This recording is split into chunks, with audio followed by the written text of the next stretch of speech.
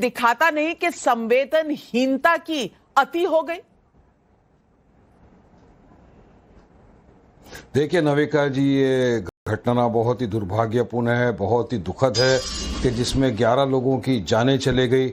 सबसे पहले तो जिनकी जानें गई, कॉन्डोलेंसेस उनकी फैमिली के लिए भी, और हम प्रार्थना करते हैं ऊपर वाले से कि उनको सब्र दे ऊपर वाला, और जो इंजर्ड है, बीमार है, हॉस्पिटल में इलाज कर रहे हैं, उनके लिए प्रार्थना करते हैं कि जल्दी से स्वस्थ हो जाए, बाहर हो जाए। ये एक अच्छी चीज़ के लिए लोग आए थे, वहाँ पर सेलिब्रेशन करने के लिए आए थे, खुशी मनाने आए थे कि आईपीएल जीत गए आरसीबी। उसकी खुशी के अंदर इस तरह की ये घटना होना, ये बहुत ही हार्ट ब्रेकिंग है, अच्छा नहीं लगता है। 11 लोगों की जाने चले गए। अब नविका जी, सरकार की जवाबदारी बनती थी, जब उन्होंने इस तरह का एक आयोजन किया, इतना बड़ा फंक्शन, तो उनको समझना चाहिए था कि किस तरह का प्रिवेंटिव मेजर लिया। देखिए, कोई स्टेट गवर्नमेंट को मैं किसी को घेरता नहीं, हिंदुस्तान में कहीं भी किसी भी स्टेट में किसी भी पार्टी के रूल में इस तरह की घटना होती है, हमने हमेशा कंडेम किया इसी तरह घटनाओं को। हमने कहा अकाउंटेबिलिटी फिक्स होना ही चाहिए, चाहे दिल्ली के अंदर हो गया था, अब या कर्नाटका में हो, चाहे हाथरस में हो, जहां कहीं भी इस तरह की घटना होती है तो जो आयोजक होते हैं जवाबदारी उन पर बनती।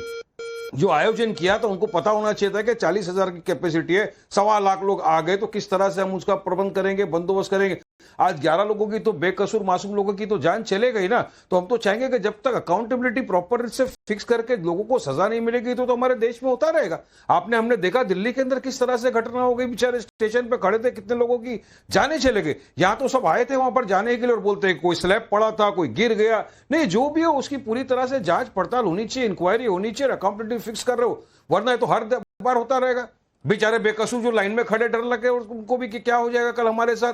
तो मैं तो समझता हूं कि जहां पर भी ये हुआ है, कर्नाटका सरकार बेंगलुरु के अंदर इसकी जांच करे कि क्यों हुआ, पूरी जांच का रिपोर्ट सार्वजनिक होना चाहिए, क्योंकि ये छोटी बात नहीं है। आज 11 लोगों की जानें चले गई, कितने लोग अस्पताल के अंदर एडमिट है, उनका उपचार इलाज होना चाहिए। या एक दूसरे को इल्जाम लगाने से कुछ फायदा नहीं होने वाला है। तुम्हारे राज्य में ये हो गया तो तुम्हारे राज्य में ऐसा हुआ, तुम्हारे राज्य में इतने लोगों की जान चले गई तो तुम्हारे राज्य में इतने मैं बहुत समर्थन करती हूँ, आप जो कह रहे हैं बिल्कुल सही है।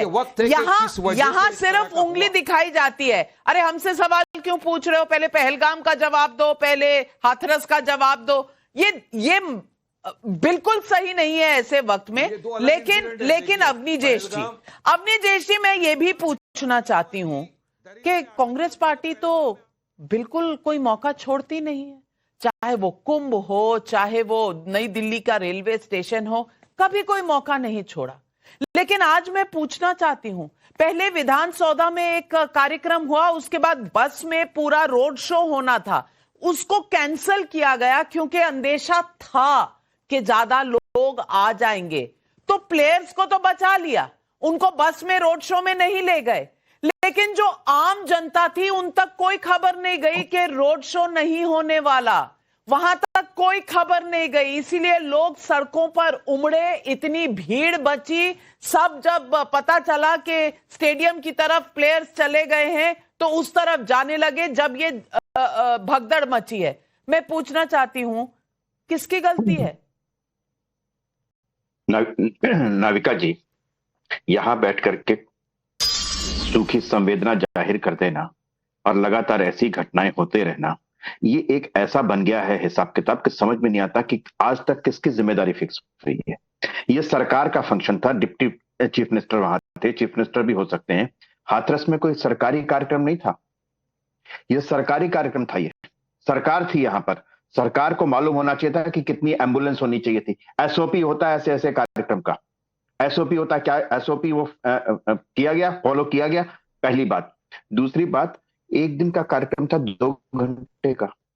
कुंभ का 1.5 महीने का कार्यक्रम था, 1.5 महीने तो लगातार कुंभ में भीड़ रही है, करोड़ों लोगों की, 65 करोड़ लोग रहे, 1.5 महीने तक लगातार वहां पे रहते हैं। पूरे विश्व भर में इस बात के लिए स्टडी होती है कि कैसे 1.5 करोड़ लोग एक शहर में एक जगह 1.5 महीने में कैसे मैनेज किए गए।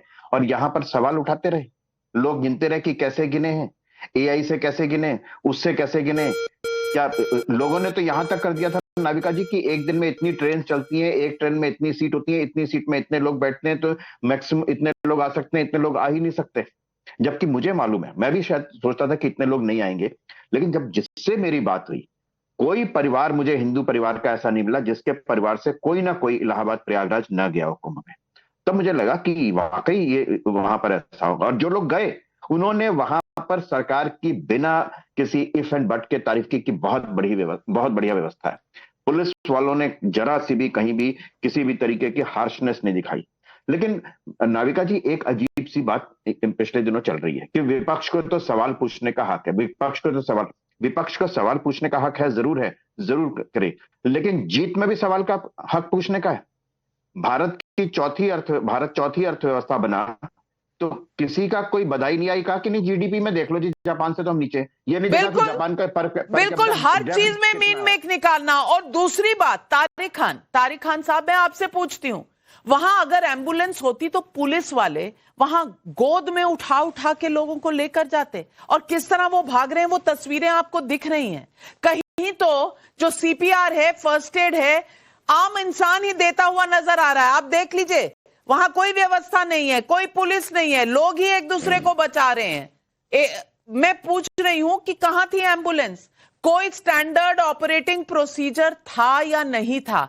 या जो आम इंसान है, जो आम नागरिक है, वो बस इसलिए बना है कि वो धूल धक्के और इस तरह की व्यवस्था में रौंद दिया जाए, लेकिन जश्न चलता रहे, क्योंकि जश्न तो राजनीतिक है, जश्न को फर्क ना पड़े, जश्न चलता रहे। क्या ये इस देश की संविधान कहता है इस तरह से रौंदना आम इंसान को? और क्या इस देश में किसी की अंतरात्मा बच गई है या नहीं? मैम देखिए, ये जो भगदड़ है ये बहुत दुखद घटना है, और समाजवादी पार्टी उन परिवारों के साथ खड़ी है जिनकी उसमें जान गई। हम दुनिया का सबसे बड़ा लोकतंत्र है, और आज मैं भारतीय जनता पार्टी की तारीफ करना चाहूंगा। क्यों? क्योंकि इस लोकतंत्र में विपक्ष का यही काम है कि घटना क्यों ही, जिम्मेदारी किसकी है, और उनसे सवाल पूछना। आज वो दिन नहीं है कि हम ये बताएं कि ये क्यों हुआ था, वो क्यों हो गया। आज जिम्मेदारी तय होनी चाहिए, और विपक्ष को सत्ता पक्ष से जितने भी तीखे सवाल हो सकते हैं वो सवाल पूछने चाहिए, और सत्ता पक्ष को उसकी अकाउंटेबिलिटी तय करनी चाहिए। पहली बात। दूसरी बात, जो अभी मुझसे पहले बोल रहे थे, उन्होंने कहा कि इतना बड़ा कुंभ हुआ, करोड़ों लोग आए, और उसके बाद लोगों ने तारीफ की। नहीं साहब, वहां भी अकाउंटेबिलिटी तय होनी चाहिए। लोग मरे, वहां भी जिम्मेदार आंध्र प्रदेश की सरकार नहीं है, वहां भी योगी साहब है, और यहां कर्नाटका सरकार है। इसलिए अगर कुंभ में लोग मरे थे तो जवाबदेही वहां की थी, और आज यहां लोग मरे हैं, जवाबदेही इनकी है। मैं सारे बीजेपी के सवालों का समर्थन करता हूं, जवाबदेही तय होनी चाहिए, और जो हुआ बिल्कुल गलत हुआ, ऐसा नहीं होना चाहिए। रिस्पॉन्सिबिलिटी स्टेट की है, और जिनकी गलती है उनको सख्त सजा देनी चाहिए, ताकि एक नजीर पैदा हो, एक उदाहरण पैदा हो कि इस तरीके से जिन लोगों को की कोई गलती नहीं है उनकी जान न जाए, चाहे महाकुंभ हो और चाहे बैंगलोर हो। कितना बैलेंस, कितना समन्वय। राधिका खेड़ा जी जवाब दें।